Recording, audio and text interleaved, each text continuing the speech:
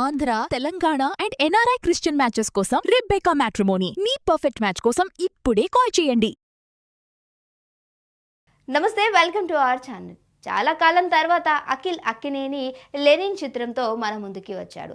ఈ సినిమా అఖిల్ కెరీర్కే కాదు, కథనాయిక అయినటువంటి భాగ్యశ్రీకి కూడా చాలా ముఖ్యం. ఆమె ఇప్పటి వరకు పలు చిత్రాల్లో నటించినప్పటికీ ఒక్క హిట్ కూడా కొట్టలేదట. ఈ నేపథ్యంలో ఆమె కూడా ఈ సినిమాపై భారీ ఆశలు పెట్టుకుంది. ట్రైలర్ ఆకట్టుకున్నటువంటి సినిమాపై అంచనాలు పెరిగాయి. మరి ఆ అంచనాలను లెనిన్ అందుకోగలిగిందా?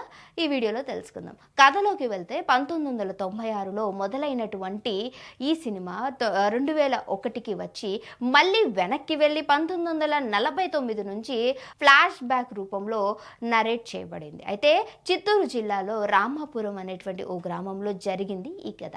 చిన్నప్పటి నుంచే అనాథ అయినటువంటి లెనిన్ తన వసంత్ తల్లి తన కుమారులాగా పెంచుకుంటుంది. అలాగే లెనిన్, వసంత్ ఇద్దరు అన్నదమ్ముల కంటే ఎక్కువగా అనుబంధంతో ఉంటూ ఉంటారు. కానీ పరిస్థితుల వల్ల లెనిన్ తన ప్రేమించినటువంటి భారతిని వసంత్ కోసం త్యాగం చేస్తాడు. అయితే పెళ్లి మండపంలోనే భారతి తాను ప్రేమించింది లెనిన్ అని చెప్పడంతో కథలో సంఘర్షణ కలిగించేటువంటి ఒక బీజం ఏర్పడుతుంది. దీంతోనే వసంత్ ఇద్దరిని ఒకటి చేసి పెళ్లి జరిపిస్తాడు. కానీ ఆ తర్వాత గ్రామ రాజకీయాలు, అధికారం కోసం జరిగేటువంటి కుట్రలు దగ్గర నుంచి చూసుకుంటే ద్రోహం వల్ల లెనిన్, భారతి జీవితాలు ప్రమాదంలో పడతాయి. చివరికి లెనిన్ ఎందుకు ఆయుధం పట్టాడు?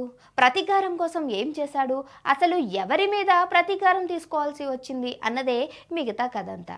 కథ చూసుకుంటే ఇదే మెయిన్ పాయింట్గా తీసుకోవచ్చు. అయితే దీనిని మహాభారతం అంతా పెద్ద ఎమోషనల్ కథతో చేపట్టాలి అని దర్శకుడు అనుకున్నాడు. అయితే మహాభారతాన్ని స్ఫూర్తిగా తీసుకొని ఒకే ఒక్కరిని, అలాగే భారతం మీటు అనేటువంటి ఉత్సవాన్ని, దుష్ట చతుష్టయం లాంటి నలుగురు విలన్లను అందులో పెట్టాలని అనుకున్నాడు. అయితే జెండాపై కపిలి రాజుని, గాంధారి లాంటి తల్లి పాత్రని ఇలా చాలా రాసుకున్నాడు. అయితే నిన్నేసి పాత్రల్ని పెట్టాలనుకున్నటువంటి వారికి న్యాయం చేసినంత డ్రామా రాలేకపోయాడు అన్నట్టుగా. అలాగే ఒకవేళ రాసుకున్నటువంటి 2 గంటల 40 నిమిషాల్లో సినిమా కుదుర్చలేకపోయినటువంటి ఎపిసోడ్స్ లాగా మిగిలిపోయింది అన్నట్టుగా చెప్పుకొచ్చారు. అయితే రాతపరంగా ఉన్నటువంటి ఈ కథ చూసుకుంటే ఏ విషయంలో మెలక పెట్టాలి, ఎక్కడ కుదిర్చాలి, కమర్షియల్గా అని హంగామాలు ఉన్నటువంటి చిత్రం ఇది. అయితే కష్టంగా అనుగుణంగా ఉన్నటువంటి ఈ సినిమా ఈ ఊరిని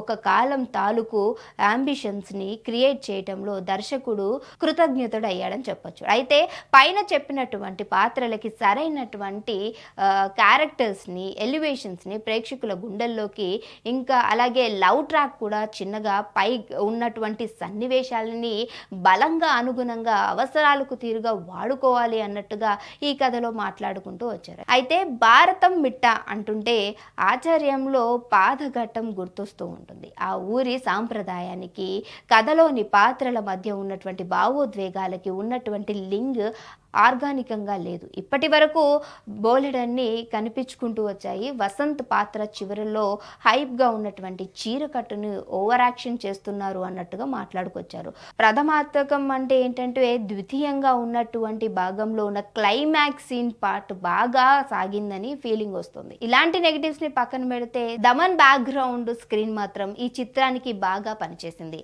ఎక్కడ డ్రాప్ ఫిల్ని లేకుండా కూర్చోబెట్టిందని చెప్పొచ్చు. అయితే పాటల విషయంలో తమన్ నుంచి ఆశించినటువంటి స్థాయిలో లేదని, ఎట్టా ఎట్టా అనేటువంటి సాంగ్కి 2 కళ్ళు సరిపోవట్లేదు అన్నట్టుగా తెరకెక్కించారు. ఇకపోతే సెకండ్ హాఫ్లో చూసుకుంటే మాత్రం డ్రామాకి అడ్డుపడుతున్నటువంటి పంటి కింద రాళ్ళలాగా కనిపించాయంట. టెక్నికల్గా మిగిలినటువంటి భాగాలన్నీ ఓకే.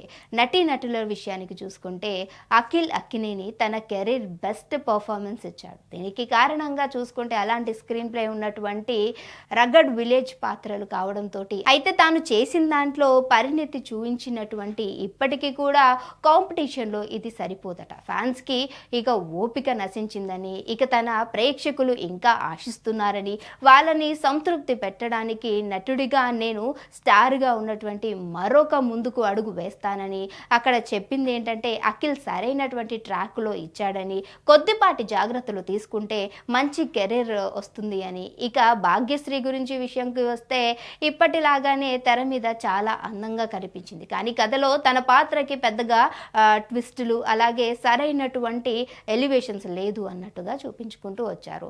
విలన్గా వసంత్ పాత్రలో కన్నడ నటుడు ప్రమోద్ మంజు మంచి నటన కనిపించింది. ముఖ్యంగా సెకండ్ హాఫ్లో తనని పాత్రకు మించి ప్రాధాన్యం దక్కింది. ఈశ్వరిరావు కూడా తన పాత్రలో ఉనికి చాటుకున్నాడు. అయితే అంతలోనే నెగిటివ్గా వెంటనే మరోలాగా ఆమె పాత్రని కూడా రకరకాలుగా వాడుకున్నాడు దర్శకుడు. శివాజీ పాత్రను పూర్తి స్థాయిలో మలుచుకోలేకపోయారు. మంగపతి తర్వాత యతిరాజుల పాత్ర గుర్తుండిపోతుంది అని శివాజీ మొండి మధ్య ఉన్నటువంటి మాట నిజం కాదని, అనుకున్నంత డెప్త్గా ఈ పాత్రలో రాలేదని, బ్రహ్మాజీ చిన్న పాత్రకే పరిమితం అయ్యాడని, సునీల్కు కూడా పెద్దగా ప్రాధాన్యం లేకపోవడంతో తన ప్రతిభను పూర్తిగా వినియోగించుకోలేకపోయారని దర్శకుడు అన్నారు. అలాగే గెటప్ శ్రీను ప్రవీణ్ ఎదుర్కొంటున్నటువంటి విషయాల గురించి చూసుకుంటే కాసేపట్లో కాస్త ఇంట్రెస్టింగ్ అనిపించిన శత్రువు లాంటి బిల్డప్ కొనసాగుతూ త్వరగా ట్విస్టులు అనేది ముగిసినట్టు తెలుస్తుంది. లెనిన్ చూసుకుంటే సహజంగా కథ చెప్పినటువంటి సినిమా కంటే అఖిల్కు ఒక కమర్షియల్ హిట్ రావాలనే ఉద్దేశంతో ప్లాన్ చేసినటువంటి తీరు సినిమా అన్న భాగంగా మిగిలిపోయింది అని చెప్పుకోవచ్చు. వరుస ఫ్లాప్లతో ఉన్నటువంటి అఖిల్ కెరియర్కు మంచి విజయం చాలా అవసరమైనటువంటి సమయంలో వచ్చినటువంటి ఈ సినిమా ఇది. ఈ లక్ష్యాన్ని దృష్టిలో పెట్టుకొని దర్శకుడు కథను మాస్ కమర్షియల్ ఎలిమెంట్స్తో తీసుకున్నటువంటి సినిమాగా అనిపిస్తుంది. అఖిల్ గత సినిమాలతో పోలిస్తే ఇది ఖచ్చితంగా మెరుగైన ప్రయత్నమే. నటుడిగా ఉన్నటువంటి అఖిల్లో మంచి మెచ్యూరిటీ కనిపించిందట. అయితే సినిమా మొత్తం కొత్తగా అనిపించింది. గతంలో చూసినటువంటి పీరియడ్ రివెంజ్ డ్రామాల కింద చూసుకుంటే ఫార్ములానే ఇక్కడ కూడా కనిపిస్తుంది. ఫస్ట్ హాఫ్ నెమ్మదిగా సాగుతుంది. ఇంటర్వ్యూ ముందు వచ్చేటువంటి ట్విస్ట్ వరకు కూడా కథ పెద్దగానే ముందుకు వెళ్తుంది. వెళ్ళినప్పటికీ ఫీలింగ్స్ చూసుకుంటే అయితే ఈ ట్విస్ట్ సినిమా ఒక్కసారిగా ఊపందుకుంటుంది.